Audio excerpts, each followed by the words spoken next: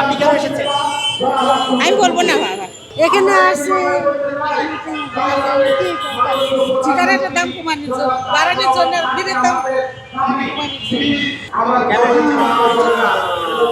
আপনি এসেছেন কেন? মানববন্ধন বিড়ি নিয়ে করছে। বিড়ি হ্যাঁ? বিড়ির জন্য কেন কেন মানববন্ধন করছেন? বিড়ি হচ্ছে যে বাড়ানোর জন্য আর কি। বিড়িতে বাড়ানোর জন্য। আপনি কেন এসেছেন? বিড়ির জন্যে কিসের জন্য? বিড়ি খাবেন এর জন্য আসছেন? না না আমরা বিড়ি ফ্যাক্টরি কাজ করি। কাজ করি তো সেই জন্যে কাজ করেন ঠিক আছে, এখানে আসছেন কেন? এখানে আসে সিগারেটের দাম কমানোর জন্য, বাড়ানোর জন্য, বিড়ির দাম কমানোর জন্য। কি কারণে আসছেন এটা জানেন না, এখানে দাঁড়িয়ে আছেন। হ্যাঁ আপনাদের এখানে আসন কত করে দিয়েছে?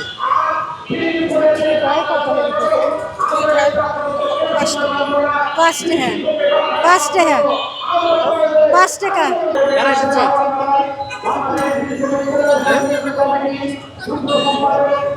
আপনি কেন এসেছেন? আমি বলবো না বাবা, বলবো না। আপনি কেন এসেছেন? ওটাই এসেছি ওদের হচ্ছে শুল্ক কর কমানোর জন্য এসেছি।